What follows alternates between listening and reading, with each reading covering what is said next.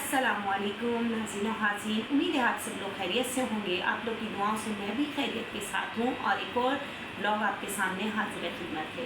जी हाँ नाज़रीन और हाज़रीन, आज का जो ब्लॉग बनाने जा रही हूँ वो उस हवाले से बहुत ज़्यादा इम्पॉर्टेंट है। मैं तो कहती हूँ कि दुनिया का सबसे अहम तरीन ब्लॉग होगा, क्योंकि और टॉपिक भी बहुत खूबसूरत है, आप लोगों को ज़रूर पसंद आएगा, क्योंकि इसमें हमें उस चीज़ का ज़िक्र करूँगी जो हमारी हर दिल अजीज़ शय है। जी हाँ, हमारे वालिदैन।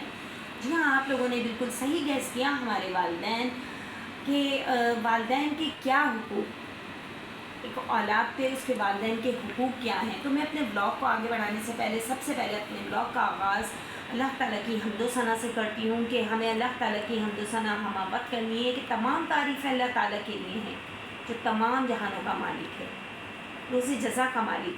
हम तेरी ही इबादत करते हैं और तुझसे ही मदद चाहते हैं।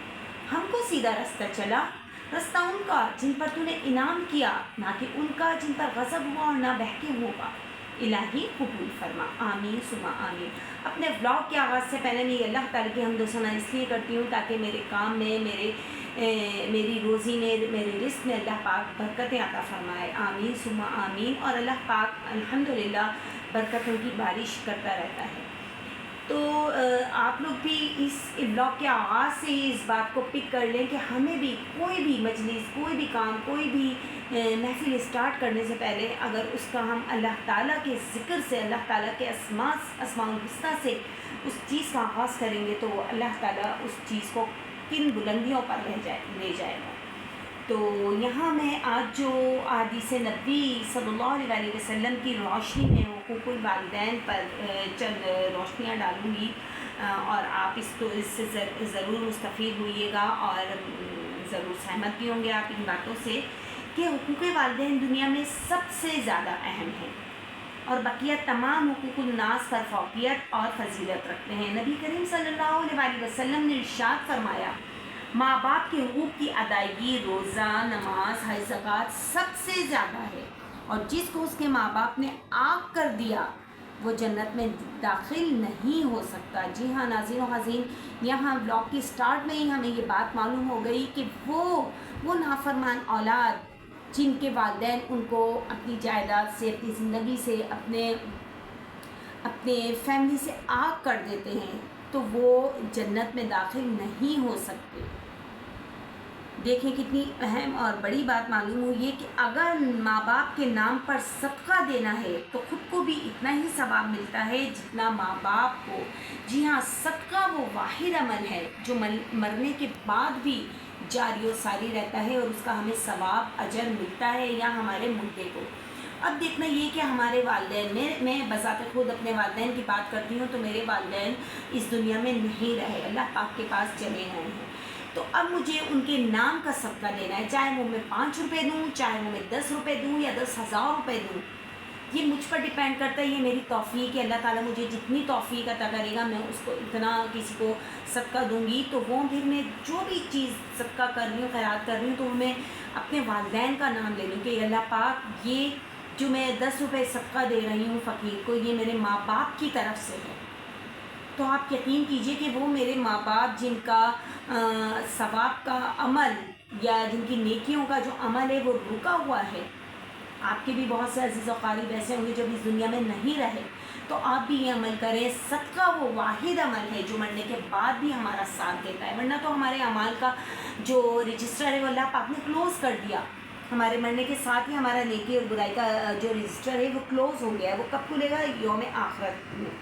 अब लेकिन अगर हमें अपने प्यारों के लिए उनके सवाब को बढ़ाना है, उनकी नेकियों में इजाफ़ा करना है, तो हमें उनके नाम का सदका देना है। देखिए यहाँ एक इम्पॉर्टेंट बात हमें मालूम हुई है कि सदका वो वाहिद अमल है जो मरने के बाद भी हमारा साथ देता है।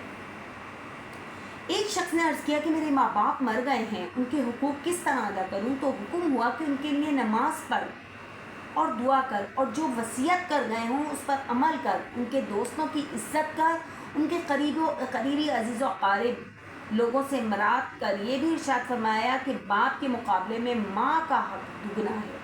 सुभान अल्लाह, यानी माँ को यहाँ अल्लाह ताला ने बाप पर ज़्यादा फ़ौक़ियत हासिल करा दी।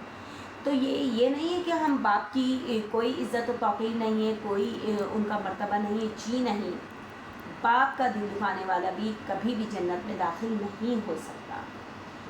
کبیرہ گناہوں میں سب سے بڑا گناہ اللہ تعالیٰ کے ساتھ شرک کرنا اور ماں باپ کی نافرمانی کرنا ہے۔ اللہ اکبر، بخاری شریف کی یہ حدیث ہے۔ ہر گناہ کے بدلے میں عذاب اور ہر جرم کی گرفت کو مؤخر کیا جا سکتا ہے، لیکن ماں باپ کی نافرمانی کا گناہ ایسا سخت ہے کہ اس کا مواخذہ مرنے کے بعد بھی، مرنے سے پہلے ہی کر لیا جاتا ہے۔ سبحان اللہ، مطلب اللہ تعالیٰ اس بندے سے اس کے مرنے سے پہلے ہی اگر اس نے ماں باپ کی نافرمانی کی ہے تو اس کا بدلہ اللہ پاک دنیا میں ہی لے لیتے ہیں۔ تو ایک اور حدیث ہے مسلم کی کہ وہ آدمی ذلیل ہو، پھر ذلیل ہو تو لوگوں نے پوچھا اے اللہ کے رسول صلی اللہ علیہ وآلہ وسلم، کون آدمی؟ آپ صلی اللہ علیہ وآلہ وسلم بہت زیادہ غصے میں، آپ نے فرمایا وہ آدمی جس نے اپنے ماں باپ کو بڑھاپے کی حالت میں پایا ہو، دونوں کو پایا یا کسی ایک کو پایا اور پھر ان کی خدمت کر کے جنت میں داخل نہ ہو سکا ہو۔ اللہ اکبر، کتنی سخت وعید آئی ہے ناظرین و حاضرین۔ یہاں دیکھیے آپ کہ ہمارے والدین، بوڑھے ماں باپ ہمارے گھروں میں ہمارے ساتھ رہ رہے ہیں، لیکن ہم ان کو ٹائم نہیں دے پاتے، اپنی زندگی کی مصروف ترین دنوں میں سے نہیں نکال پاتے ٹائم کہ ہم اپنے بوڑھے والدین کو ٹائم دے دیں، تو پھر اللہ تعالیٰ کہاں ہمیں جنت میں داخل فرمائے گا؟ ماں باپ کی نافرمانی اللہ کی نافرمانی ہے، بہت سخت وعید ہے۔ پلیز جن کے والدین ہیں وہ سمجھیں دنیا میں ہی رہتے ہوئے جنت کما رہے ہیں ان کی خدمت کر کے۔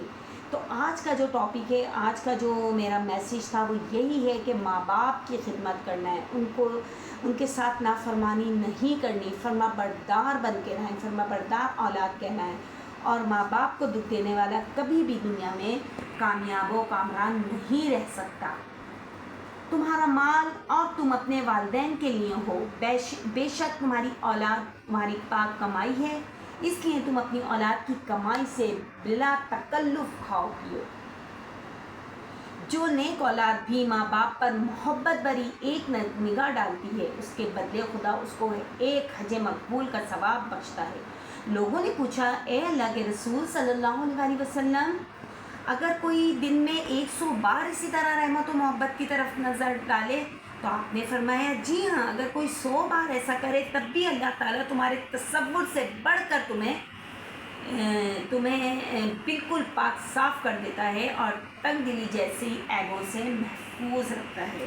تو سبحان اللہ ناظرین و حاضرین، یہاں یہ بات ہم پر آشکار ہوئی، یہ بات ہم پر عام ہو گئی ہے کہ والدین کی فرما برداری سب سے اولین ترجیح ہے اس دنیا کی کاموں میں۔ تو ہمیں اپنے والدین کا دل نہیں دکھانا، ان پر محبت بھری نگاہ ڈالتے رہنا ہے، نہ کہ والدین کچھ ہمیں کام بول دیں، کچھ ڈانٹ ڈپٹ کر دیں تو ہم منہ بنا لیتے ہیں۔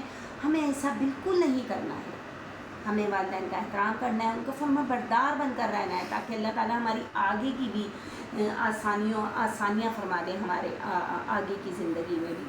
تو انشاءاللہ تعالیٰ کل ایک اور نئے میسیج کے ساتھ، کل ایک اور نئے بلاگ کے ساتھ، نئے اسپرٹ کے ساتھ، نئی طاقت، جذبہ اور محبت کے ساتھ حاضر خدمت ہوں گی۔ ٹل دین اللہ حافظ اور السلام علیکم ورحمۃ اللہ وبرکاتہ۔